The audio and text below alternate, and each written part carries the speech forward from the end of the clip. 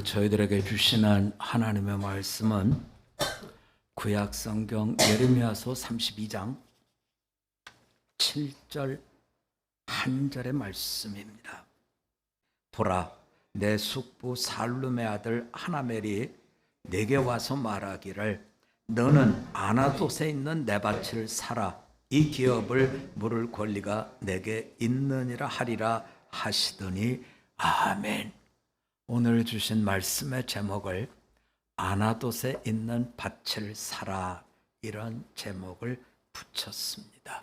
우리 한번 기억하기 위해서 같이 해볼까요? 아나돗에 있는 밭을 사라. 기억이 될까요? 조금 부연 설명하면 아나돗은 예레미야의 고향입니다. 예루살렘에서 한 10리 떨어져 있고요. 예레미야의 고향인데 그 땅을 지금 사라, 이렇게 얘기를 해주고 있는 거죠. 우리가 성경 전체를 보면서 복음에 대한 내용부터 우리가 들어간다고 하면, 복음에는 동전의 양면처럼 구원과 심판이 함께 들어있습니다. 복음에는 구원만 들어있는 것이 아니라 심판도 그 안에 함께 있다는 거죠. 그래서 우리가 지난 주일날 예레미야서를 7월, 8월 저희가 앞으로 매일매일 묵상을 하면서 나누었던 건 심판이죠. 이 예루살렘이 실로와 같이 될 거다. 성전에서 외치는 말씀이 실로처럼 될 거다. 실로는 이스라엘 사람들에게는 돌이켜 보고 싶지 않고 듣고 싶지 않은 그런 지명입니다. 왜냐하면 이분들이 믿는 건 성전인데요. 실로에 어떤 사건이 있었느냐면 블레셋과 이스라엘이 전쟁을 했어요. 그런데 자꾸 이스라엘이 지는 거예요.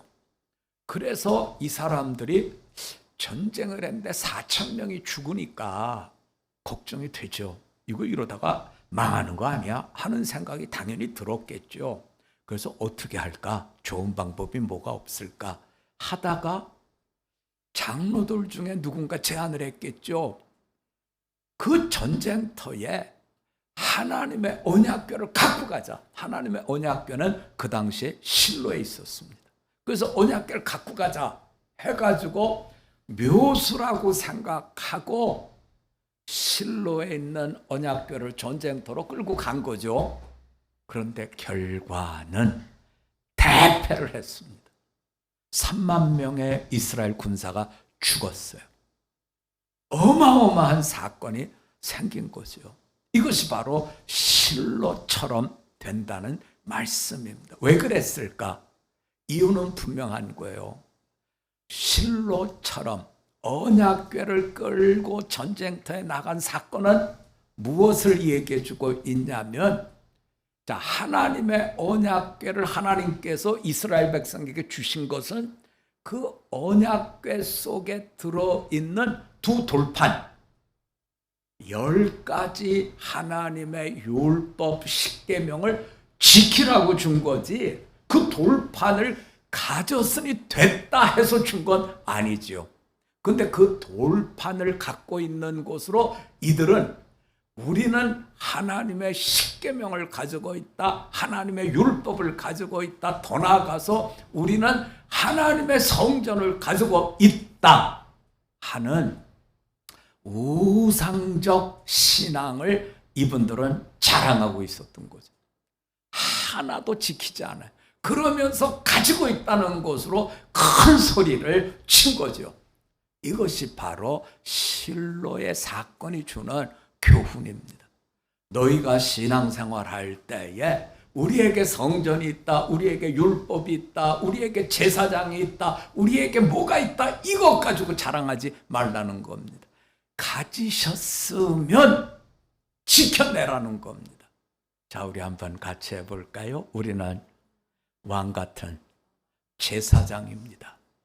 하나님이 우리에게 주신 축복 중에 축복은 우리는 왕 같은 제사장. 그러면 우리가 어떻게 살아야 돼? 왕 같은 제사장이니 호령하고 왕 같은 제사장이니 꼼짝 마라 큰 소리, 그렇게 살라는 게 아니지요. 하나님께서 왕을 우리에게 주신 것은 너희가 하나님을 왕으로 모셔야 되는데 너희가 하나님처럼 자비로운 인생을 살아라, 이렇게 원하시는 거죠. 너희가 왕 같은 제사장이다 그러면 너희는 죄인을 살려주는 제사장 같은 마음으로 살라는 거죠. 그래서 왕 같은 제사장, 너희는 하나님의 마음을 가지고 하나님이 우리를 용서하시고 사랑하시는 것처럼 제사장답게 살라는 건데, 나는 왕이요 나는 제사장이니 너희는 꼼짝 마라, 이렇게 한다면 우리는 실로와 같이 하나님이 주신 복음 안에서 구원받은 자의 길이 아닌 심판당하는 자의 길로 가고 있다 하는 것을 성경이 일깨워 주고 있는 것이지요. 우리는 분명히 예수 그리스도를 받았습니다. 우리는 하나님으로부터 예수 그리스도를 받았습니다, 그러니 됐다, 이것이 아니라는 거죠. 어떻게 하셔야 돼요? 우리는 예수 그리스도를 받으셨으니 누구처럼 살아야 돼요? 예수님처럼 살아야 된다는 거죠. 받은 것을 자랑하지 말고 받은 것을 가지고 그렇게 사셔야 됩니다. 오늘 성경은 우리들에게 바로 이 점을 얘기해 주고 있습니다. 복음에는 동전의 양면처럼 구원과 심판이 같이 들어있다는 거죠. 그러면 우리가 왜 복음 안에 들어있는 구원을 심판으로 변질시키면서 살아갈까 하는 부분을 우리가 먼저 생각해 보면 좋겠습니다. 예수님께서 우리에게 보여주신 게 있죠. 자, 십자가를 앞에 두고 주님께서 겟세마네에서 기도하십니다. 아버지, 만일 할만하시거든 이 잔을 내게서 지나가게 하십시오. 그러나 내 원대로 마옵시고 아버지의 원대로 하옵소서. 하나님이 주신 복음에 들어있는 구원과 심판이 우리에게 구원으로 나타나려고 하면 항상 우리가 기도할 때에 내가 가지고 있는 권리를 내려놓으셔야 된다는 거예요. 내 원대로 마옵시고 아버지의 원대로 하옵소서. 발등에 불이 떨어지면 우리는 하나님을 어떻게 해서든지 내 소원을 이루도록 못 살게 굴죠. 하나님 지금 이러시면 어떡합니까 하고 우리가 못 살게 굴죠. 그런데 하나님 분명히 말씀해 주시고 있어요. 너는 내가 가지고 있는 권리를 내려놓았느냐? 아니면 너는 내 권리를 주장하기 위해서 내 목을 조르고 있느냐? 성경은 우리에게 복음의 양면성, 구원과 심판의 양면성을 보라는 거죠. 예레미야 선지자는 어떤 형편에서 오늘 이 말씀을 보여주고 있느냐면, 바벨론이 지금 예루살렘을 포위했습니다. 이때는 유다의 임금님이 시드기야 임금님인데 10년 차가 됐습니다. 11년 차에 시드기야 임금님은 바벨론에 의해서 잡혀갑니다. 아마 모르기는 해도 이스라엘의 임금님 중에 가장 비참한 임금님은 시드기야 임금님. 왜냐하면 이런 일을 겪어요. 바벨론에 함락이 됐을 때 바벨론의 느부갓네살 왕이 어떤 일을 하냐면 이 시드기야 왕의 두 아들을 임금님이 보는 데서 죽입니다. 여러분, 애비가 지 새끼 죽는 걸 봐야 된다고 하는 것, 그것도 사고로 죽는 게 아닙니다. 살해당하는 겁니다. 그걸 보는 거예요. 뿐만 아니라 시드기야 임금님은 아들 둘이 그렇게 비참하게 죽는 걸 보고 난 뒤에 두 눈을 바벨론에 의해서 눈을 뽑아버립니다. 그러니까 임금님은 평생 마지막 본 장면이 애 둘이 죽는 장면을 마지막에 보고 마음에 그 아픔과 고통과 슬픔을 가지고 죽지 않고 살아가더라는 거죠. 어떻게 생각하면 죽는 게 나을 것 같아요.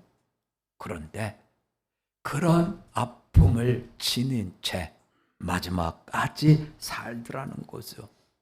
자, 이렇게 지금 시드기야 임금님이 1년을 버티는 거예요. 지금 예루살렘 성을 바벨론이 포위하고 있고 1년 뒤에는 함락당하고 이렇게 돼 있는데 계속해서 예레미야 선지자는 항복하라는 겁니다.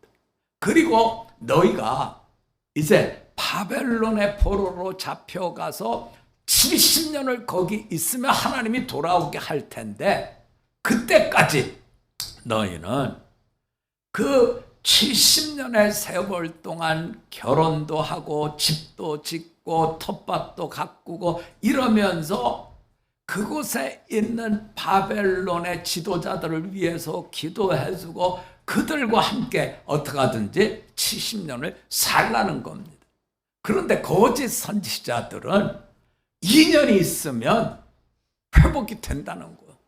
그리고 잡혀갔던 사람들 다 돌아오고 그때 빼앗긴 성전의 기물들 다 하나님께서 오게 해주신다. 여러분, 만약에 저하고 여러분하고 예레미야의 이야기와 거짓 선지자의 이야기를 듣는다고 하면 당연히 어느 편에 가서 줄 서겠느냐는 거죠. 아마 저도 마찬가지일 겁니다. 네. 2년 뒤에 다 돌아온다고 하는 거짓 선지자의 이야기에 우리는 가서 귀를 다 빼앗기고 줄을 설 수밖에 없을 거라는 거죠. 그래서 성경은 우리들에게 얘기합니다. 우리 한번 같이 해봅시다. 영적 전쟁의 마지막은 분별입니다. 어느 게 참이고 어느 게 거짓인지 분별하라는 거예요. 저나 여러분이나 포로로 잡혀가고 거기 가서 비참하게 살고 이걸 좋아할 사람 누가 있겠어요? 하나님이 개입하셔서 우리는 모든 것들을 회복한다고 하면 그쪽에 당연히 줄을 서겠죠. 그러나 성경은 얘기합니다. 신앙생활의 마지막은 분별이다. 참과 거짓을 분별해라. 예레미야서의 분별 방법은 우리가 따라가기는 쉽지 않은 방법입니다. 거짓 선지자가 얘기를 합니다. 그런데 지금 이 거짓 선지자 하나냐가 5달 되었을 때 돌아오는 회복을 얘기합니다. 그런데 2달이 지난 7째 달에 죽어버립니다. 이러면 우리가 분별하기가 쉽죠. 아, 저게 가짜였구나. 네. 이렇게 분별하기가 쉽습니다. 하지만 그런 일은 예레미야 때 주어진 것이지 우리 때 주어진 건 아니더라는 겁니다. 어떻게 됩니까? 우리는 참으로 이 말씀에 대해서 자, 하나님이 원하시는 목적지가 먼저 어딘가 하는 걸 보셔야 된다는 거예요. 자, 우리 31장 22절로 가봅니다. 이 말씀은 우리가 이해하기가 만만하지가 않아요. 31장 22절입니다. 같이 읽습니다. 시작. 반역한 딸아, 내가 어느 때까지 방황하겠느냐? 여호와가 새 일을 세상에 창조하였나니 곧 여자가 남자를 둘러싸리라. 이게 뭐야? 하는 생각이 들 만큼 잘 이해가 안 됩니다. 반역하는 딸은 물론 지금 유대를 얘기하죠. 내가 어느 때까지 하나님의 심판과 회복 사이에서 왔다 갔다 방황하겠느냐? 여호와가 새 일을 세상에 창조하였느니 곧 여자가 남자를 둘러싸리라.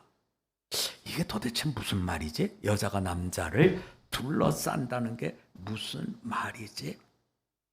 우리가 이 말씀에 대해서는 하나님을 믿는데 어떻게 믿느냐면 전심을 다해서 믿는다는 거예요. 그래서 이 부분에 대해서 성경은 우리가 전체를 안 읽어봐서 그렇습니다만 어떤 내용이냐면 따라서 한번 해주실까요? 나는 그들의 하나님이 되고 그들은 내 백성이 될 것이라. 자, 하나님은 유대 백성의 하나님이 되고 유대 백성은 하나님의 백성이 되는 이것을 지금 얘기해 주고 있는 거죠.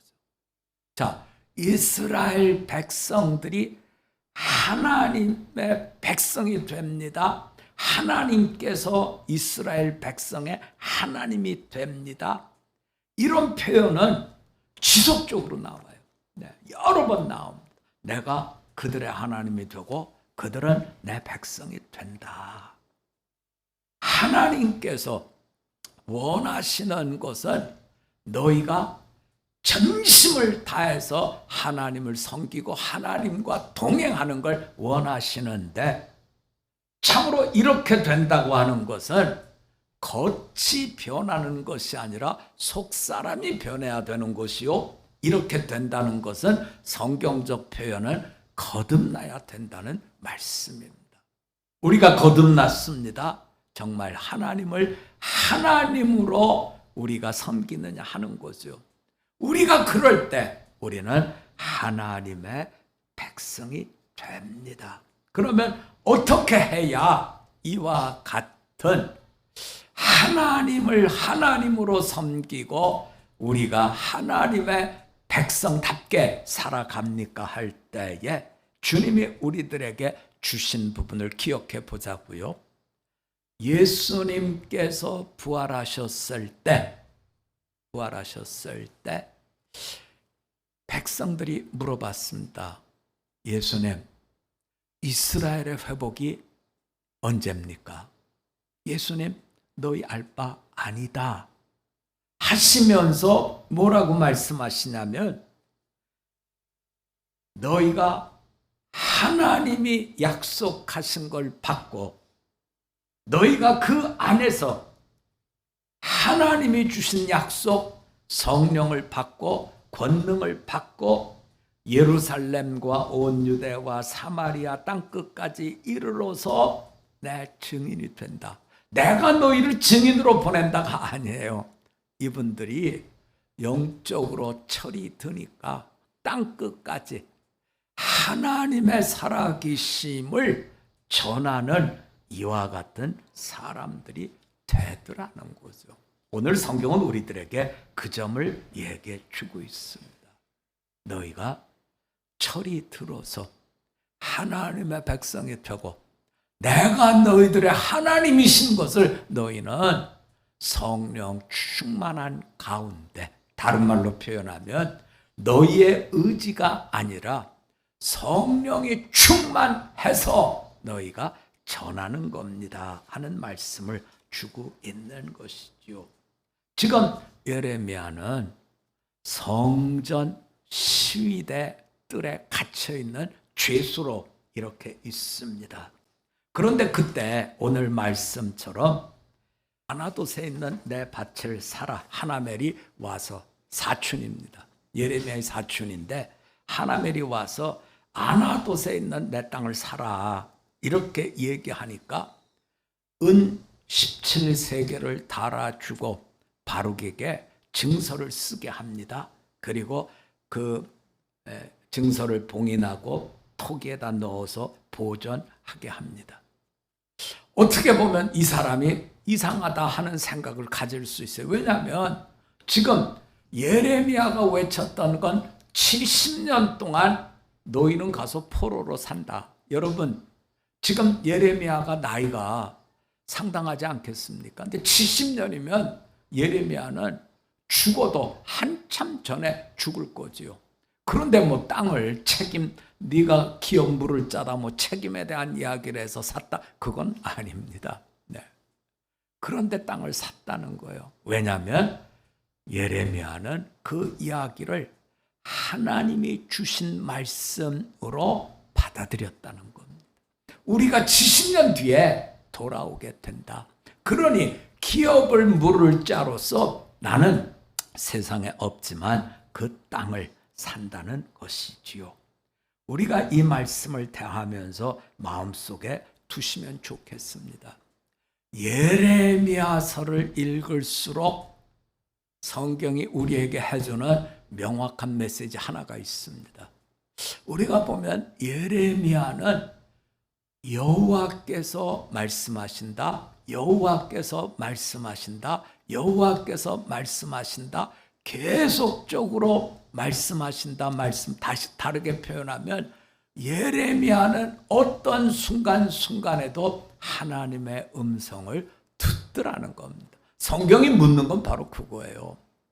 당신은 하나님의 음성을 들으십니까? 신앙이 자라지 못하는 것은 말씀을 들을 귀가 없기 때문에 자라지 못한다는 거죠. 그러면 어떻게 해야 말씀이 자랍니까? 하는 건데요. 저하고 이 말씀은 좀 같이 보시면 좋겠는데요. 신약 성경 데살로니가 전서로 가봅니다. 6장입니다.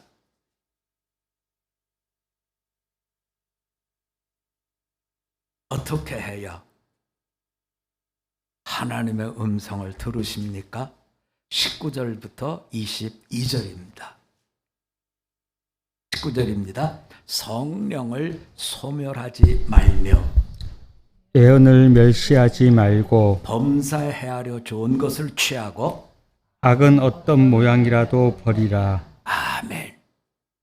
자, 하나님의 음성을 지속적으로 듣기를 원하시면 성령을 받으셨죠? 성령을 어떻게 하지 말라고요? 소멸하지 말라는 거예요. 지속적으로 음성을 들으려면 성령을 소멸하면 안 된다는 거죠. 하나님의 말씀 예언입니다. 하나님의 말씀을 함부로 멸시하지 말라는 겁니다. 범사에 헤아려 좋은 것, 하나님의 구원의 내용들을 취하고 결론입니다. 악은 어떤 모양이라도 버리라. 여러분, 우리 주변에 악한 것들이 많이 들어와 있죠. 악한 것들은 어떤 모양이라도 버리라는 겁니다. 그 앞에 16절부터 보면 항상 기뻐하십시오. 범사에 감사하십시오. 그 중간에 쉬지 말고 기도하십시오. 범사에 좋은 것 취한다는 내용은 기쁨과 감사를 취하고 쉬지 말고 기도하면 하나님의 음성이 언제든지 우리에게 들려집니다. 저는 우리 성도님들에게서 가끔 이런 이야기를 듣습니다. 목사님, 기도하다가요, 하나님이 이런 감동을 주셨어요. 목사님, 제가 새벽에 기도하다가 이런 음성을 들었어요. 여러분, 하나님의 음성 들을 수 있기를 원합니다. 하나님이 주는 감동을 받으실 수 있기를 원합니다. 기쁘게 지내고 감사하면서 지내고 쉬지 않고 기도하면 성령께서 소멸되지 않습니다. 하나님의 말씀을 멸시하지 않고 범사헤아려 좋은 걸 취하면 악한 것들이 내 마음속에 자리 잡지 않는다는 겁니다. 예레미야 선지자의 경우를 보면 항상 하나님의 음성을 들었던 것을 성경이 우리에게 얘기해 주고 있습니다. 선지자 예레미야처럼 하나님의 음성을 듣고 이 땅을 살아가는 성령 충만한 우리 모두가 되시기를 주님의 이름으로 부탁드립니다. 우리 한번 같이 기도드리겠습니다.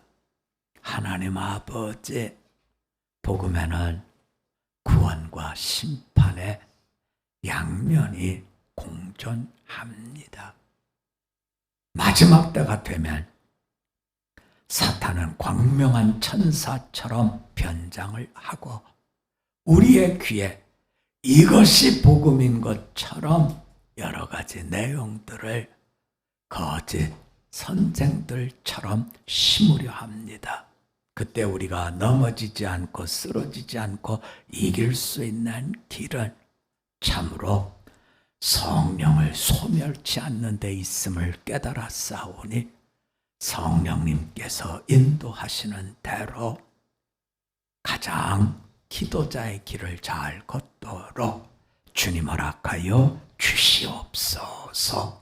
가장 좋은 것을 언제든지 얻을 수 있는 복음의 구원, 복음의 심판을 잘 분별하는 우리로 주님 받아 주시옵소서. 예수님의 이름으로 기도드립니다. 아멘.